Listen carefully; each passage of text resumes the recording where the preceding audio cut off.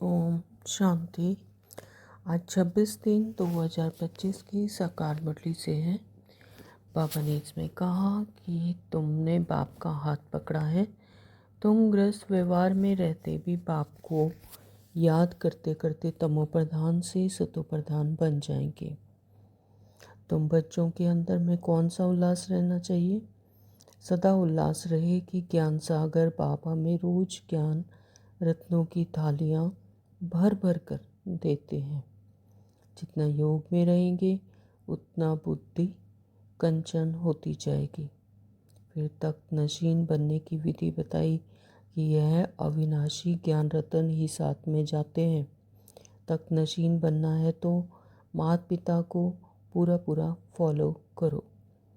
रूहानी बच्चे इस समय कहाँ बैठे हैं? कहेंगे रूहानी बाप की यूनिवर्सिटी अथवा पाठशाला में बैठे हैं। इस ही भारत में सूर्यवंशी महाराजा महारानी थे।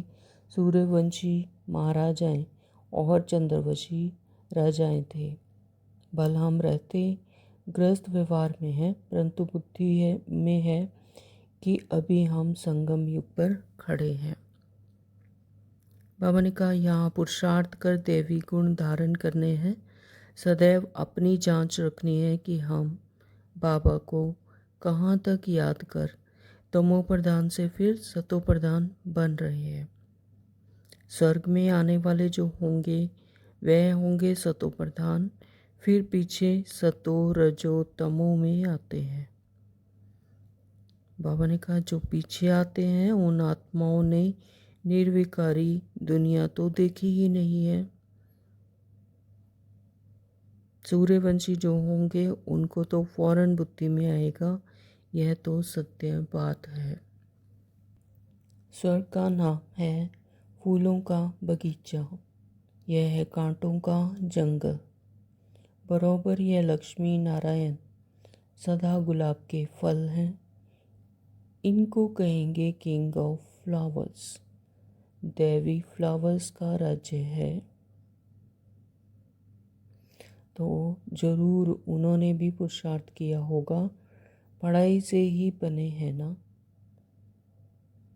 बाबा ने कहा अभी हम ईश्वरीय फैमिली के बने हैं। पहले तो ईश्वर को जानते ही नहीं थे। बाप ने आकर ही यह फैमिली बनाई है। सोने के महल होते ही सतयुग में है, यहाँ सोना है ही कहाँ। वहाँ तो हर जगह हीरे जवाहरात लगे हुए होंगे। बाबा कहते बाप तुम बच्चों को ज्ञान रतन देते हैं जो तुम बुद्धि में भरते हो। जितना योग में रहेंगे उतना बुद्धि कंचन होती जाएगी। यह अविनाशी ज्ञान रतन ही तुम साथ ले जाते हो। बाप की याद और यह नॉलेज है मुख्य। बाप भी गुप्त हैं, तुम भी गुप्त सेना हो। नॉन वायलेंस अननोन वॉरियर्स कहते हैं ना। अननोन वॉरियर्स नॉन वायलेंस यह तुम्हारा नाम है। सबसे पहले हिंसा है यह विकार, जो ये आदि मध्य अंत दुख देते हैं। इसलिए तो कहते हैं हे पतित पावन, तुम पतितों को आकर पावन बनाओ। बाबा ने कहा देहधारी से कभी प्रीत नहीं रखो, तुमको प्रीत रखनी है एक बाप से। आत्मा छोटी बड़ी नहीं होती, आत्मा अविनाशी है। हर एक का ड्रामा में पार्ट नूंदा हुआ है। सभी आत्माएं परमधाम में चली जाती हैं। तुम्हारी बुद्धि में सारा ज्ञान है।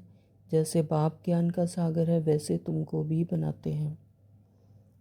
मनुष्य को कांटे से फूल, पाप आत्मा से पुण्य आत्मा बनाते हैं। इसको विहंग मार्ग कहा जाता है। बाप ही बैठ अपना रचना के आदि मध्य अंत का परिचय देते हैं और कोई दे ना सके। अब आप द्वारा तुम त्रिकालदर्शी बनते हो। बाबा कहते हैं मैं जो हूँ जैसा हूँ, मुझे यथार्थ रीति कोई नहीं जानते। तुम्हारे में भी नंबरवार हैं। मैं तुम्हारा ओबीडिएंट सर्वेंट हूँ। बाप और टीचर दोनों ओबीडिएंट सर्वेंट होते हैं। ड्रामा में हमारा पार्ट ही ऐसा है। फिर सबको साथ ले जाऊंगा। श्रीमत पर चल, पास विद ऑनर होना चाहिए।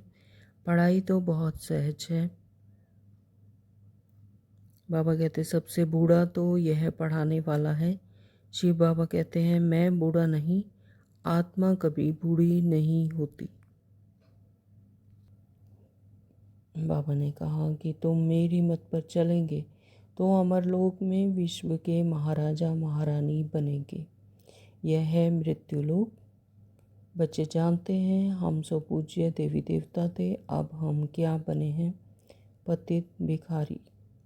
सिवाय ज्ञान की बातों के और कुछ पूछे तो समझो शैतान है। संग तारे कुसंग बोरे। धारणा के लिए मुख्य सार में बाबा ने कहा, नंबर 1, जो देर रहित विचित्र है उस बाप से मोहब्बत रखनी है। किसी देदारी के नाम रूप में बुद्धि नहीं फंसानी है। माया का थप्पड़ न लगे, यह संभाल करनी है। जो ज्ञान की बातों के सिवाय दूसरा कुछ भी सुनाए उसका संग नहीं करना है। फुल पास होने का पुरुषार्थ करना है। कांटों को फूल बनाने की सेवा करनी है। वरदान दिया है एक बाप दूसरा न कोई, इस स्मृति से बंधन मुक्त योग युक्त भव। स्लोगन दिया है व्यर्थ संकल्प रूपी एक्स्ट्रा भोजन नहीं करो तो मोटेपन की बीमारियों से बच जाएंगे। ओम शांति। तो शुरू करते हैं आज की मुरली विस्तार से। बाबा ने क्या कहा? मीठे बच्चे, हाँ जी बाबा, तुमने बाप का हाथ पकड़ा है। तुम गृहस्थ व्यवहार में रहते भी बाप को याद करते करते तमो प्रधान से सतो प्रधान बन जाएंगे। तो बाप का हाथ पकड़ा है यानी अपने सत्य स्वरूप में टिकना, अपने ओरिजिनल स्वरूप में आना, अपने ओरिजिनल स्वरूप का परिचय होना कि मैं इस रोल में फंसा हुआ हूँ। मेरा सत्य स्वरूप आत्मा है यानी मैं आत्मा हूँ। इसे कहते बाप का हाथ पकड़ा है यानी श्रीमत को यथार्थ रीति धारण किया है और श्रीमत पर यथार्थ रीति चलकर अपना कल्याण किया। तो बाबा के साथ कंबाइंड स्वरूप में रहकर आत्मा जब अपने सत्य स्वरूप में टिक कर विकर्म विनाश कर कर आत्मा अपने नीच स्वरूप में सतो प्रधान बनती है।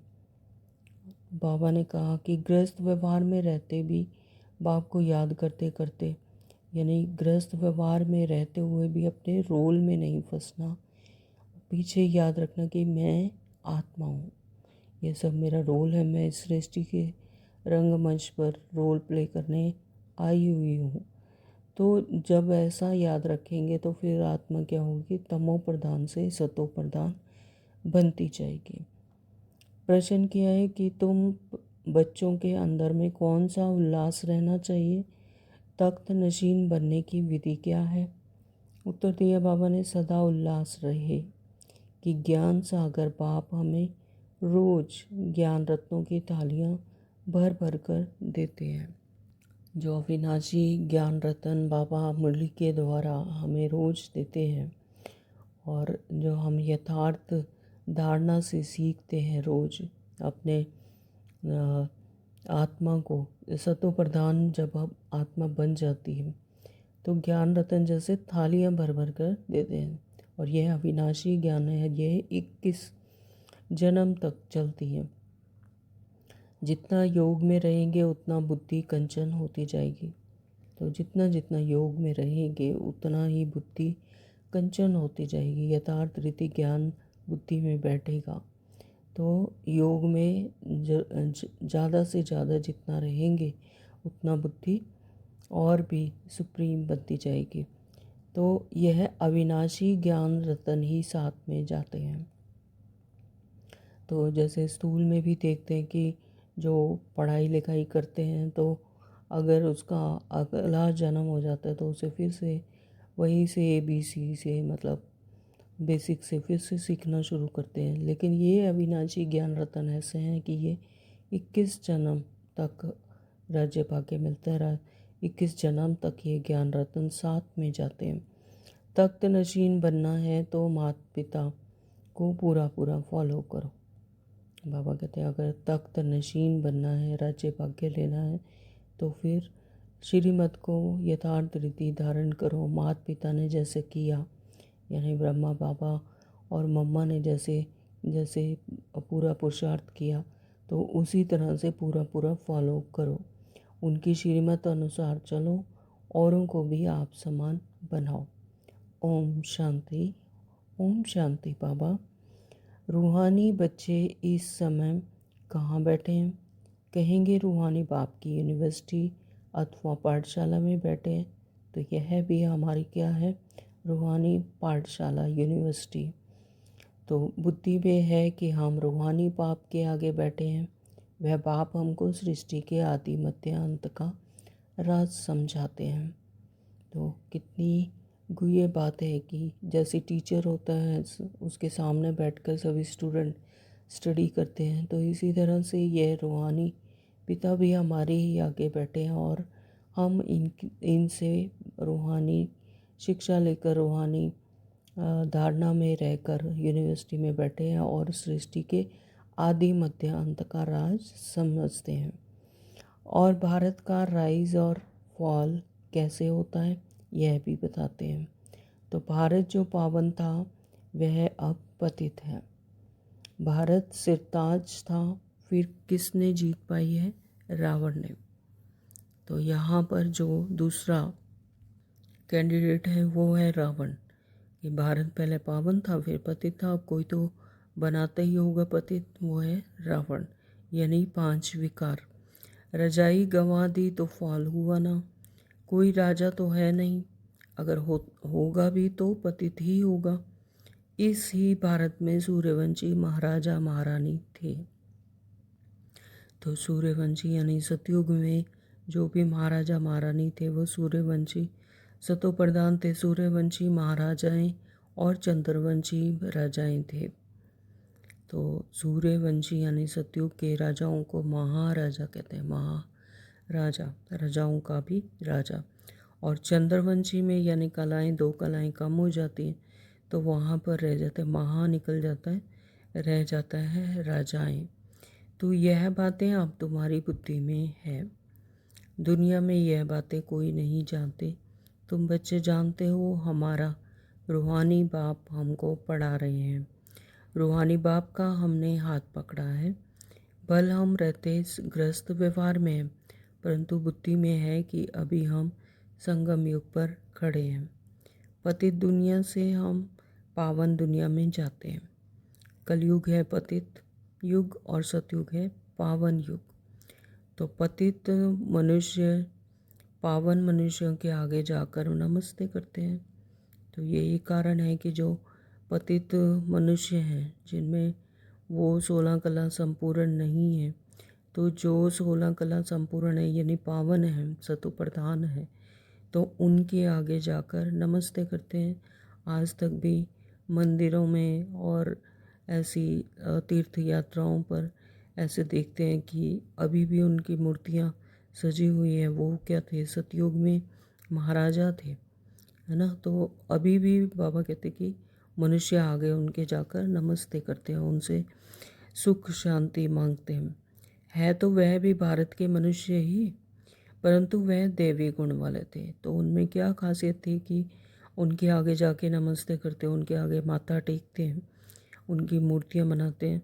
क्यों? क्योंकि उनमें दैवीय गुण थे, वो दैवीय गुण वाले थे, सतो प्रधान थे। तो बाबा कहते थे तो वो भी भारत के मनुष्य ही थे, वो भी इसी तरह से जीवन मरण में आते, लेकिन दैवीय गुण होने के कारण उन्हें अभी तक नमन करते हैं, नमस्ते करते हैं। अभी तुम बच्चे जानते हो हम भी बाप द्वारा ऐसे ही दैवीय गुण धारण कर रहे हैं। तो बाबा कहते हैं इसी तरह से तुम भी तो अभी बाप के सानिध्य में रहकर इसी तरह के दिव्य गुण भर रहे हो, अपने आप में धारण कर रहे हो, तो सतयुग में यह पुरुषार्थ नहीं करेंगे, क्योंकि सतयुग में तो है ही हर आत्मा संपूर्ण संपन्न, तो वहाँ पर तो कोई भी पुरुषार्थ करने की दरकार ही नहीं। तो बाबा कहते सतयुग में इस तरह का कोई भी पुरुषार्थ नहीं करेंगे। वहाँ तो क्या है, प्रारब्ध जो यहाँ पर प्राप्त किया वहाँ पर भोगते हैं उस सतयुगी दुनिया को। वहाँ पर आनंद में सुख में रहती है आत्मा, वहाँ तो है प्रारब्ध। यहाँ पुरुषार्थ कर दैवीय गुण धारण करने हैं, सदैव अपनी जांच रखनी है कि हम बाबा को कहाँ तक याद कर कर तमो प्रधान से फिर सतो प्रधान बन रहे हैं। तो यह इंडिविजुअल अपनी अपनी सभी अपनी जांच कर सकते हैं कि हम कहाँ तक परमात्मा को याद करते हैं। जितना बाप को याद करेंगे उतना सतो प्रधान बनेंगे। तो जितना समय मनसा वाचा कर्मणा जितना भी याद करेंगे, हर एक सेकंड को हर एक श्वास को याद करते रहेंगे तो उतना ही सतो प्रधान बनेंगे। यानी ये जो संगम युग का टाइम है, ये क्या है कि बहुत कीमती वक्त है, इसमें अपनी प्रारब्ध प्राप्त करेंगे। बाप तो सदैव सतो प्रधान है, अभी भी पतित दुनिया पतित भारत है। पावन दुनिया में पावन भारत था। तो जैसी दुनिया होगी, जैसा वह उस टाइम पर आत्माएं होंगी और जैसा सृष्टि प्रकृति होगी, तो वैसे ही भारत को कहा जाएगा। अभी पतित है तो पतित भारत हुआ, और जब पावन दुनिया होगी तो पावन भारत होगा। तो तुम्हारे पास प्रदर्शनी आदि में भिन्न भिन्न प्रकार के मनुष्य आते हैं। कोई कहते हैं जैसे भोजन जरूरी है, वैसे यह विकार भी भोजन है, इनके बिना मर जाएंगे। तो जैसे अभी आत्मा के लिए क्या है, दिव्य गुण जरूरी है, तो ये क्या है, आत्मा का जैसे भोजन है। तो जब विकार में रहकर, विकारी प्रवृत्तियाँ में रहकर, जैसे विकार भी बाबा कहते कि भोजन है, इसके बिना मर जाएंगे। तो अब ऐसी बात तो है नहीं, सन्यासी पवित्र बनते हैं फिर मर जाते हैं क्या? ऐसे ऐसे बोलने वाले के लिए समझा जाता है कि कोई बहुत अजामिल जैसे पापी होंगे जो ऐसे ऐसे कहते हैं। तो बाबा कहते हैं कि जैसे सन्यासी पवित्र हैं, वो विकारों में नहीं जाते, तो क्या वो मर जाते हैं? तो जो कहते हैं कि अगर विकार में नहीं जाएंगे तो हमारा भोजन है, हम मर ही जाएंगे, तो अगर ऐसा कोई कहता है तो इसका मतलब कि वो बहुत बड़ा पापी, अजामिल पापी जैसे पापी हैं। तो फिर ऐसे ऐसे कहते हैं, बोलना चाहिए क्या इस बगैर कि हम मर जाएंगे? तो जो भोजन से इनकी भेंट करते हो, तो भोजन से तो क्या इस शरीर को चलाती है, शरीर रूपी शरीर की तन की बाबा कहते हैं भोजन उसके लिए ज़रूरी है, शरीर को चलाने के लिए। तो जो कहते हैं कि हम विकार के बिना मर जाएंगे, तो इसकी भेंट भोजन से करते हैं। स्वर्ग में आने वाले जो होंगे वह होंगे सतो प्रधान, फिर पीछे सतो रजो तमो में आते हैं ना। तो स्वर्ग में जो आते हैं वह सतो प्रधान होते हैं। फिर धीरे धीरे जैसे ही प्रकृति और आत्मा की परसेंटेज कम होती जाती है, डिग्री कम होती है, यानी कलाओं में कमी आती है, तो फिर रजों में और फिर तमों में आते हैं। तो इस तरह से बाबा कहते हैं जो पीछे आते हैं तो उन आत्माओं ने तो निर्विकारी दुनिया देखी ही नहीं। तो जो जिन आत्माओं ने सृष्टि में बाद में जन्म लिया, यानी वो बाद में उतरी, तो उन्होंने तो सतयुग नहीं देखा, तो यानी निर्विकारी दुनिया देखी ही नहीं। तो वह आत्माएं ऐसे ऐसे कहेंगी कि इन बगैर हम रह नहीं सकते, यानी वो विकार को ही ज़रूरी समझते हैं, तो वो कहेंगे कि इसके बगैर हम रह नहीं सकते। तो सूर्यवंशी जो होंगे उनको तो फौरन बुद्धि में आएगा, यह तो सत्य बात है। बरोबर स्वर्ग में विकार का नाम निशान नहीं था।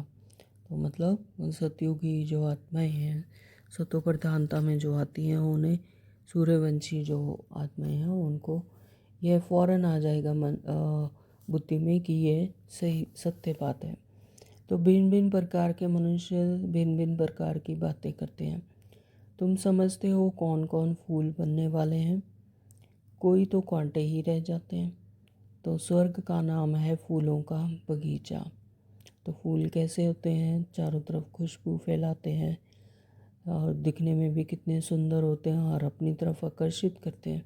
तो इसी तरह से बाबा कहते हैं कि आत्माएं की भी इसी तरह से डिफ्रेंशिएट करते हैं कि कोई आत्माएं फूल हैं और कोई कांटे हैं, यानी उन्हें दूर से ही कांटों के पास कोई जाता नहीं, डरते हैं। तो इसी तरह से आत्माएं भी कई इसी तरह की होती हैं, विकारों में फंसी होती हैं, तो उन्हें बाबा कांटे कहते हैं। तो यह है कांटों का जंगल। तो यहाँ पर सभी पतित बने में हैं, तो जैसे कि कांटों का जंगल है। तो कांटे भी अनेक प्रकार के होते हैं ना। तो अभी तुम जानते हो हम फूल बन रहे हैं, बरोबर यह लक्ष्मी नारायण सदा गुलाब के फूल हैं। तो लक्ष्मी नारायण जैसे गुलाब के फूल हैं, गुलाब को क्या कहते हैं? किंग ऑफ फ्लावर्स कहते हैं, देवी फ्लावर्स का राज्य है ना। तो ज़रूर उन्होंने भी पुरुषार्थ किया होगा, पढ़ाई से ही बने हैं ना। तो वो भी जो गुलाब का फूल बने हैं, तो किंग ऑफ फ्लावर्स बने हैं, तो वो किससे बने हैं? पढ़ाई से। यानी पढ़ाई को यथार्थ रीति धारण करके सतो प्रधान बने, दैवीय गुण धारण किए हैं, तो फिर वो किंग ऑफ फ्लावर्स बन गए। बाबा ने कहा तुम जानते हो अभी हम ईश्वरीय फैमिली के बने हैं। पहले तो ईश्वर को जानते ही नहीं थे, बाप ने आकर यह फैमिली बनाई है। बाप पहले स्त्री को अडॉप्ट करते हैं, फिर उन दोबारा बच्चों को रचते हैं। तो बाबा ने भी इनको अडॉप्ट किया, यानी ब्रह्मा बाबा को किया। उनके हम क्या हैं? बाबा के मुख वंशावली हैं, यानी मुख के द्वारा ज्ञान सुनकर फिर उनके बच्चे बने। तो बाबा ने इनको अडॉप्ट किया, फिर इन द्वारा बच्चों को रचा है। तो जैसे जैसे जो बच्चा ज्ञान सुनता गया, ज्ञान धारण करता गया, तो उनके बच्चे बन गए। तो यह सब ब्रह्मा कुमार कुमारियाँ हैं ना। तो यह नाता प्रवृत्ति मार्ग का हो जाता है। तो सन्यासियों का है निर्वृत्ति मार्ग, यानी वो गृहस्थ जीवन में नहीं आते, वो तो वो सन्यासियों का है निवृत्ति मार्ग। लेकिन हमारा क्या है? प्रवृत्ति मार्ग। तो यहाँ पर पापा ने फैमिली बनाई, तो उसमें कोई मम्मा पापा नहीं कहते, मतलब सन्यासी जो हैं वो मम्मा पापा नहीं कहते, क्योंकि वो तो निवृत्ति मार्ग के हैं, गृहस्थ में नहीं जाते। तो यहाँ तो मम्मा पापा कहते हो। तो यहाँ पर हम परमात्मा को माता पिता कहते हैं, और ब्रह्मा बाबा और मम्मा को मम्मा और पापा कहते हैं। और जो भी सत्संग हैं वह सब निवृत्ति मार्ग के हैं। यह एक ही बाप है जिसको माता पिता कह पुकारते हैं। बाप ऐड समझाते हैं, भारत में पवित्र प्रवृत्ति मार्ग था, अब अपवित्र हो गया है। मैं फिर से वही प्रवृत्ति मार्ग स्थापन करता हूँ। तुम जानते हो हमारा धर्म बहुत सुख देने वाला है, फिर हम और पुराने धर्म वालों का संग क्यों करें? तुम स्वर्ग में कितने सुखी रहते हो, हीरे जवाहरातों के महल होते हैं। तो वहाँ पूरी तरह से संपन्न होते हैं, स्वर्ग कितने सुखी होते हैं, सुख ही सुख होते हैं। तो 5 विकार नहीं है तो कितना सुख होगा वहाँ पर। यहाँ भल अमेरिका रशिया आदि में कितने साहूकार हैं, परंतु स्वर्ग जैसे सुख हो ना सके। यहाँ पर पैसों आदि का यानी धन से तो साहूकार हैं। बाबा कहते हैं जैसे अमेरिका रशिया में कितने साहूकार हैं, लेकिन स्वर्ग जैसे सुख ना हो ना सके। तो साधनों से भी सुख तभी उठा सकते हैं जब मन बुद्धि संस्कार भी उसी तरह से सतो प्रधान हो, तभी उनसे भी सुख महसूस हो सकता है।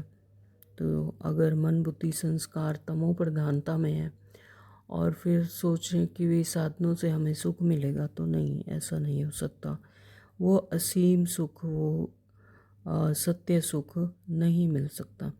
तो सोने की ईंटों जैसे महल को तो कोई बना ना सके।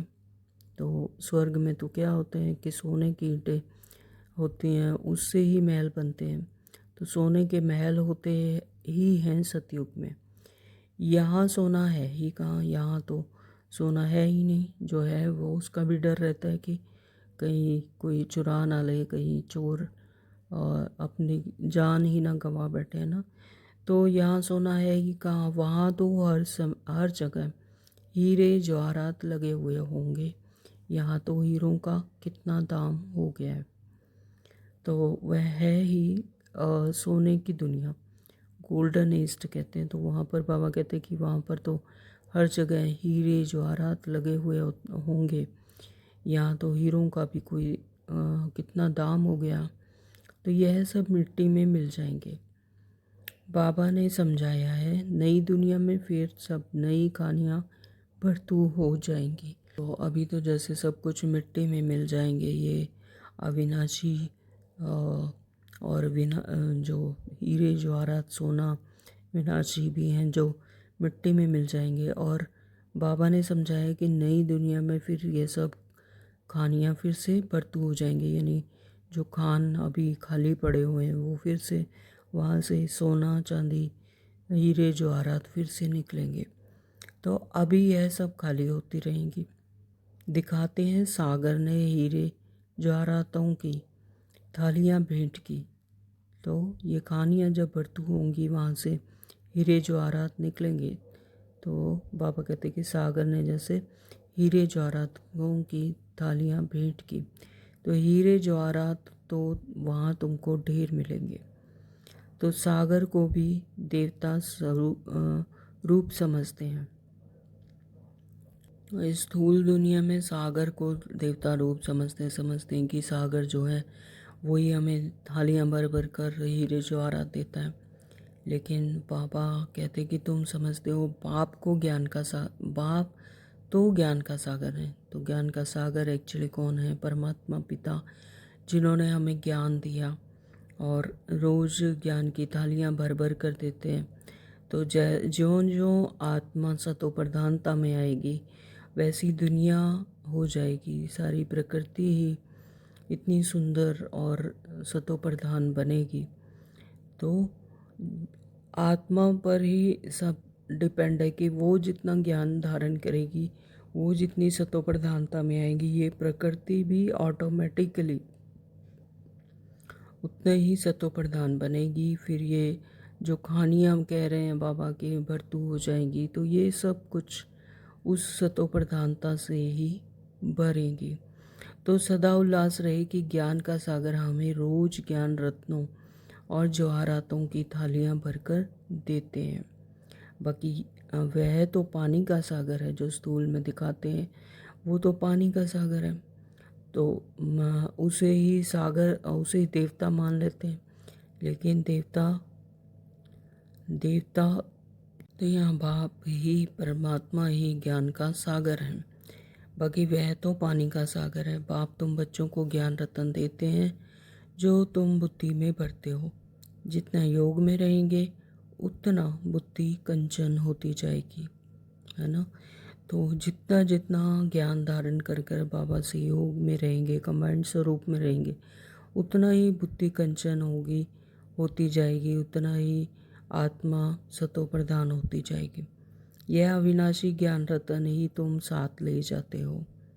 तो जो अविनाशी ज्ञान परमात्मा हमें देते हैं, ज्ञान रतन भरते हैं, तो वही अविनाशी ज्ञान रतन हम 21 जन्मों के लिए आगे साथ में ले जाते हैं। तो बाप की याद और यह नॉलेज है मुख्य। तो मेन ज्ञान रतन क्या है? बाप की याद और नॉलेज। तो तुम बच्चों को अंदर में बड़ा उल्लास रहना चाहिए। बाप भी गुप्त हैं, तुम भी गुप्त सेना हो। Non violence unknown virus. तो यहाँ पर लड़ाई करने की कोई स्थूल लड़ाई नहीं है कि यहाँ पर अस्त्रों शस्त्रों से लड़ा जाए। तो बाबा कहते हैं ये नॉन वायलेंस अननोन वॉरियर्स कहते हैं ना, फलाना बहुत पहलवान वॉरियर है, तो परंतु नाम निशान का पता नहीं है। ऐसे तो हो नहीं सकता। गवर्नमेंट के पास एक एक का नाम निशान पूरा होता है। तो अननोन वॉरियर्स, नॉन वायलेंस, यह तुम्हारा नाम है। तो हम बच्चे ज्ञान को अच्छी तरह से धारण करके गुप्त अननोन वॉरियर्स और नॉन वायलेंस हैं। तो यह हमारा ही नाम है। सबसे पहली हिंसा है यह विकार। तो ज्ञान को धारण करके ज्ञान के अस्त्र शस्त्र लेकर हम क्या करते हैं, इन विकारों से जीत पहनते हैं। तो जो ही आदि मध्य अंत दुख देते हैं, जो कि आदि मध्य अंत दुख देते हैं, कौन? विकार। तो इसलिए तो कहते हैं हे पतित पावन, हम पतितों को आकर पावन बनाओ। तो पावन दुनिया में एक भी पतित नहीं हो सकता। तो पावन दुनिया में तो एक भी पतित होता नहीं। तो यह तुम बच्चे जानते हो। अभी ही हम भगवान के बच्चे बने हैं, बाप से वर्षा लेने, परंतु माया भी कम नहीं है। माया का एक ही थप्पड़ ऐसा लगता है जो एकदम गटर में गिरा देती है। विकार में जो गिरते हैं तो बुद्धि एकदम चट हो जाती है। जैसे ही विकार में गिरते हैं तो सबसे पहले तो ज्ञान ही बुद्धि से निकल जाता, बुद्धि पर जैसे ताला लग जाता। तो बाबा कहते बुद्धि एकदम चट हो जाती है। बाप कितना समझाते हैं, आपस में देहधारी से कभी प्रीत नहीं रखो। तुमको प्रीत रखनी है एक बाप से। बाबा कहते हैं उनसे प्रीत उनसे जो देह रहित विचित्र बाप है। बाप कितना समझाते रहते हैं फिर भी समझते नहीं। तकदीर में नहीं है तो एक दूसरे के देह में फंसे पड़े रहते हैं। बाबा कितना समझाते हैं, तुम ही रूप हो, आत्मा और परमात्मा का रूप तो एक ही है ना। तो आत्मा छोटी बड़ी नहीं होती, आत्मा अविनाशी है। हर एक को ड्रामा में पार्ट नोंदा हुआ है। अभी कितने ढेर मनुष्य हैं, फिर 9-10 लाख होंगे। तो सतयुग आदि में कितना छोटा झाड़ होता है, प्रलय तो कभी होती ही नहीं। तुम जानते हो जो भी मनुष्य मात्र हैं उन सब की आत्माएं मूल वतन में रहती हैं। उनका भी झाड़ है, बीज डाला जाता है, उनसे सारा झाड़ निकलता है ना। पहले पहले 2 पत्ते निकलते हैं, 2 पत्ते यानी मम्मा बाबा। तो यह भी बेहद का झाड़ है। गोले पर समझाना कितना सहज है। विचार करो, अभी है कलयुग, सतयुग में एक ही धर्म था। तो कितने थोड़े मनुष्य होंगे, अभी कितने मनुष्य, कितने धर्म हैं। इतने सब जो पहले नहीं थे वह फिर कहाँ जाएंगे। सभी आत्माएं परम धाम में चली जाती हैं। तुम्हारी बुद्धि में सारा ज्ञान है। जैसे बाप ज्ञान का सागर है वैसे तुमको भी बनाते हैं। तुम पढ़कर यह पद पाते हो, बाप स्वर्ग का रचयिता है, तो स्वर्ग का वर्षा भारतवासियों को ही देते हैं, बाकी सबको वापस घर ले जाते हैं। बाप कहते हैं मैं आया हूँ तुम बच्चों को पढ़ाने। जितना पुरुषार्थ करेंगे उतना पद पाएंगे, जितना श्रीमत पर चलेंगे उतना श्रेष्ठ बनेंगे। सारा मदार पुरुषार्थ पर है। मम्मा पापा के तख्त नशीन बनना है तो पूरा पूरा फॉलो फादर मदर। तख्त नशीन बनने के लिए उनकी चलन अनुसार चलो, औरों को भी आप समान बनाओ। तो बाबा अनेक प्रकार की युक्तियाँ बताते हैं। एक बैच पर ही तुम किसको भी अच्छी रीति बैठ समझाओ। पुरुषोत्तम मास होता है तो बाबा कह देते चित्र फ्री दे दो।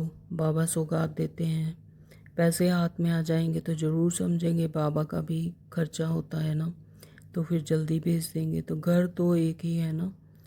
तो इन ट्रांसलाइट के चित्रों की प्रदर्शनी बनेगी तो कितने देखने आएंगे। पुण्य का काम हुआ ना। तो मनुष्य को कांटे से फूल, पाप आत्मा से पुण्य आत्मा बनाते हैं।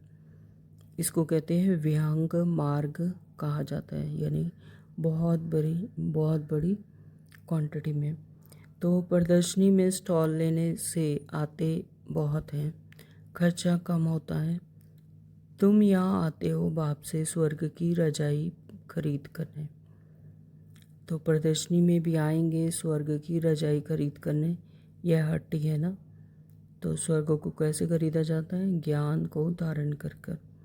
बाप कहते हैं इस ज्ञान से तुमको बहुत सुख मिलेगा, इसलिए अच्छी रीति पढ़कर पुरुषार्थ करके फुल पास होना चाहिए।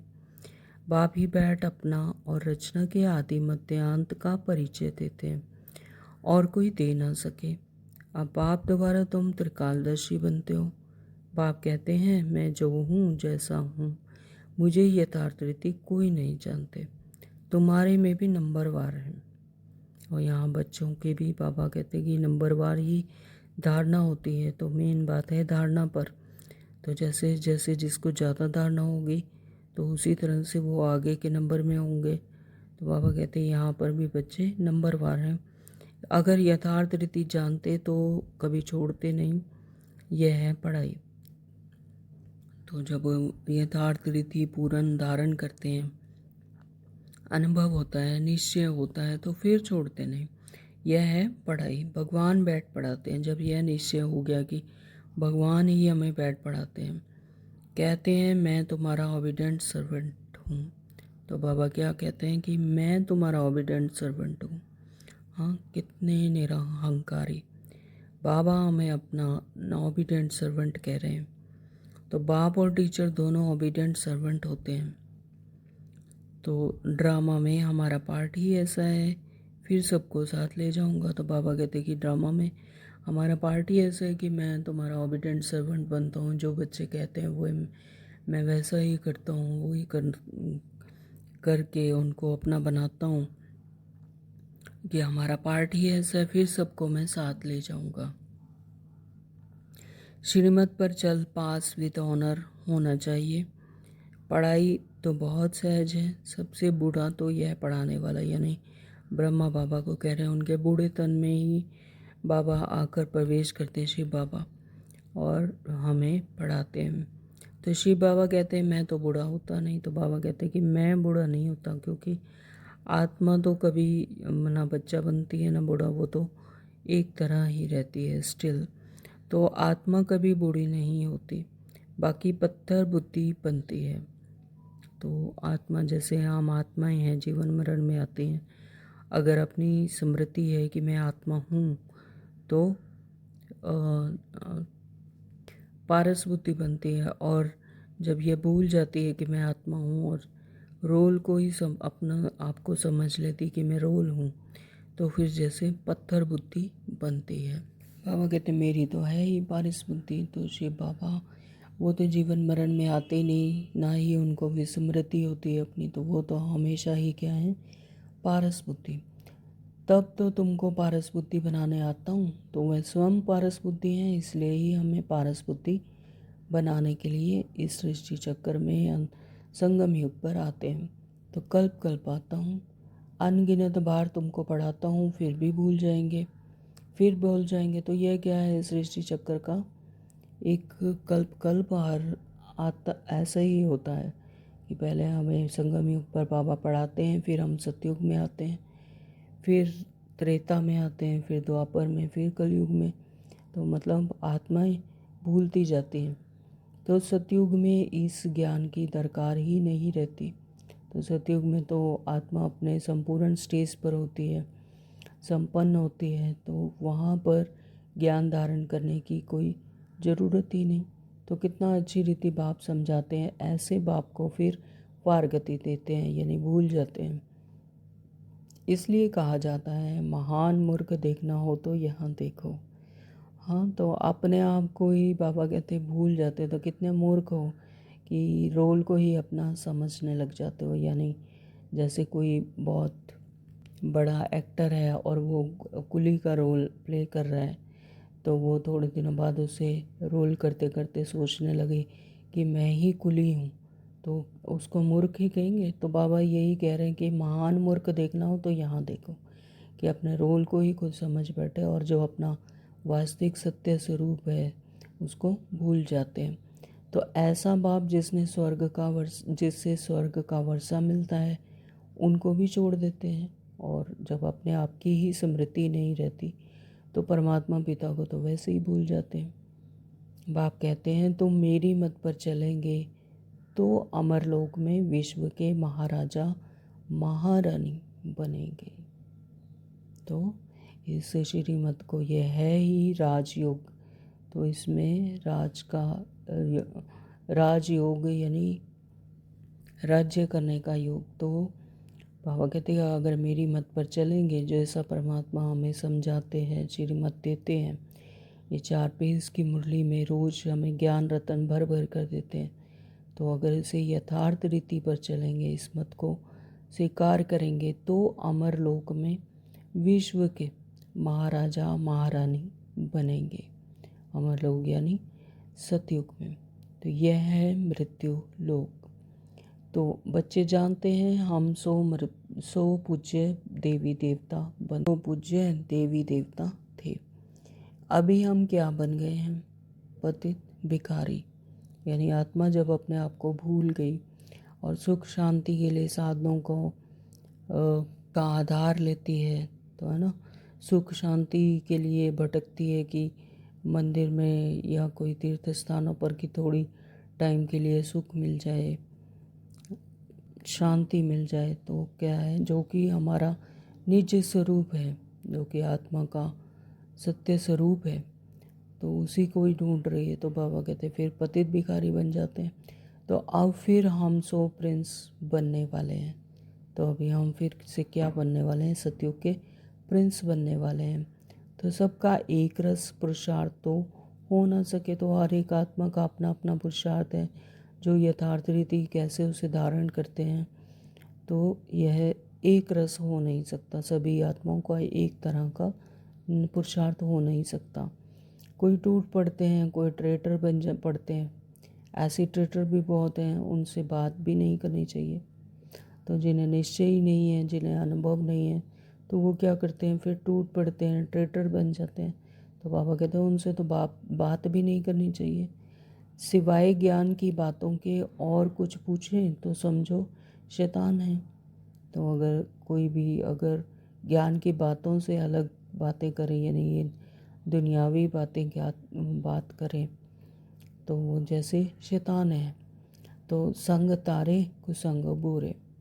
तो जो संग है, अच्छा संग है, श्रेष्ठ संग है, वह तार देता। तो यहाँ पर परमात्मा से ही संग करना है। कुसंग बुरे। तो जो कुसंग है वो क्या करता है? गिरा देता है। तो जो ज्ञान में होशियार बाबा के दिल पर चढ़े हुए हैं, उनका संग करो। तो जो बाबा के बच्चे होशियार हैं, बाबा के दिल पर चढ़े हुए हैं, तो उन्हीं का संग करो। तो वह तुमको ज्ञान की मीठी मीठी बातें सुनाएंगे। अच्छा, मीठे मीठे सिकलदे सर्विसेबल वफादार फरमान बरदार बच्चों को माता पिता बाप दादा का याद प्यार और गुड मॉर्निंग। रूहानी बाप की रूहानी बच्चों को नमस्ते। हम रूहानी बच्चों की रूहानी बाप को नमस्ते जी, नमस्ते जी, नमस्ते जी। शुक्रिया बाबा, आपका बहुत बहुत शुक्रिया। धारणा के लिए मुख्य सार में बाबा ने कहा कि जो देह रहित विचित्र है, उस बाप से मोहब्बत रखनी है। यानी परमात्मा पिता जिनकी देह ही नहीं है, यानी वो जीवन में मरण में नहीं आते, विचित्र है, जिसका कोई चित्र नहीं, वो ज्योति स्वरूप है, प्रकाश स्वरूप है। तो बाबा कहते हैं उन्हीं से मोहब्बत रखनी है।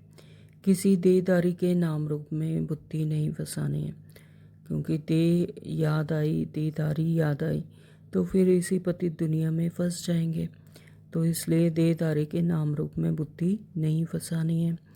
माया का थप्पड़ ना लगे, यह संभाल करनी है। तो माया का थप्पड़ कब लगता है?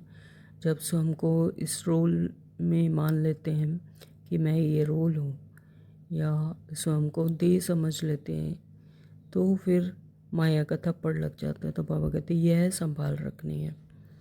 जो ज्ञान की बातों के सिवाय दूसरा कुछ भी सुनाए, तो उसका संग नहीं करना। तो हम बच्चों को अब क्या है कि ज्ञान की ही बातें करनी है। तभी मनसा वाचा कर्मणा हमेशा ज्ञान की ही बातों के सिवाय कुछ और ना सूझे। तो जो ज्ञान की बातें ही सुनाते हैं, उनका ही संग करना है और दूसरों का नहीं। फुल पास होने का पुरुषार्थ करना है, तो पूरी तरह से पास होने का पुरुषार्थ करना है। कांटों को फूल बनाने की सेवा करनी है। यानी जो विकारी हैं, पतित हैं, उन्हें भी निर्विकारी यानी बाबा का बनाकर उन्हें भी फूल बनाने की सेवा करनी है। वरदान दिया बाबा ने, एक बाप दूसरा न कोई, इस स्मृति से बंधन मुक्त योग युक्त भव। तो अब हमें अपने सत्य स्वरूप में रहकर अपने सत्य घर में जाना है। तो बाबा कहते कि अब बंधन मुक्त और योग युक्त रहो। तो वहाँ पर कैसे जा सकते हैं कि बंधन मुक्त, कोई भी कर्म बंधन ना खींचे। तो योग युक्त परमात्मा के सानिध्य में रहकर, कंबाइंड स्वरूप में रहकर ही ऐसा संभव है। तो इसके लिए क्या युक्ति बाबा ने बताई कि एक बाप ही याद रहे, एक बाप दूसरा ना कोई। तो सर्व संबंध जब परमात्मा से जोड़ लेते हैं तो फिर सिवाय अपने सत्य स्वरूप के और सिवाय अपने घर के, सत्य घर के, और कोई याद नहीं आएगा। तो इसीलिए बाबा कह रहे हैं कि एक बाप दूसरा ना कोई। जब यह स्मृति में रहेगा तो स्वयं ही बंधन मुक्त हो जाएंगे और योग युक्त रहेंगे। बाबा कहते हैं अब घर जाने का समय है, इसलिए बंधन मुक्त और योग युक्त बनो। बंधन मुक्त अर्थात लूज ड्रेस, टाइट नहीं। ऑर्डर मिला और सेकंड में गया। तो लूज ड्रेस यानी जो देह है, देह से भी मतलब नहीं। तो जैसे ही ऑर्डर मिला तो सेकंड में दूर हो जाएंगे, इससे डिटैच हो जाएंगे। अगर टाइट रहेंगे तो फिर ये बॉडी भी खींचेगी। तो इसलिए टाइट नहीं, बाबा कहते लूज ड्रेस, ऑर्डर मिला और सेकंड में गया। तो ऐसे बंधन मुक्त योग युक्त स्थिति का वरदान प्राप्त करने के लिए सदा यह वायदा स्मृति में रहे कि एक बाप दूसरा ना कोई। तो सर्व संबंध एक परमात्मा से, क्योंकि घर जाने के लिए व सतयुगी राज्य में आने के लिए इस पुराने शरीर को तो छोड़ना ही पड़ेगा। तो चेक करो कि ऐसे एवर रेडी बने हैं या अभी तक कुछ रस्सियाँ बंधी हुई हैं। तो बाबा क्वेश्चन मार्क पूछ रहे हैं, यह पुराना चोला टाइट तो नहीं है, यानी इस शरीर में, इस देह में और देह के संबंधों में तो नहीं फंसे हुए। यह पुराना चोला टाइट तो नहीं है। स्लोगन दिया बाबा ने, व्यर्थ संकल्प रूपी एक्स्ट्रा भोजन नहीं करो तो मोटेपन की बीमारियों से बच जाएंगे। स्थूल में भी जैसे कोई एक्स्ट्रा भोजन करते हैं या ज़्यादा भोजन करते हैं तो फिर मोटेपन में आ जाते हैं और बीमारियां लग जाती हैं। तो इसी तरह से यहाँ पर बुद्धि में भी अगर व्यर्थ संकल्प चलते हैं तो फिर क्या होगा, तो इसी दुनिया में फंसे रहेंगे। व्यर्थ संकल्प आते ही हैं देह भान से। तो जब देह भान में फंसे रहेंगे तो फिर बीमारियां लगेंगी, यानी विकार रूपी विकर्म होते रहेंगे। तो व्यर्थ संकल्प रूपी बाबा कहते हैं एक्स्ट्रा भोजन नहीं करो और तो मोटेपन की बीमारियों से भी बच जाएंगे। ओम शांति। आज के अव्यक्त इशारे हैं, सत्यता और सभ्यता रूपी कल्चर को अपनाओ। बाप का सबसे बढ़िया चीज़ लगती है, बाप को सबसे बढ़िया चीज़ लगती है सच्चाई। तो इसलिए भक्ति में भी कहते हैं गॉड इज़ ट्रूथ, सबसे प्यारी चीज़ सच्चाई है। तो यानी सच्चाई क्या है, क्रिस्टल ट्रांसपेरेंसी, तो वो सभी को अच्छी लगती है।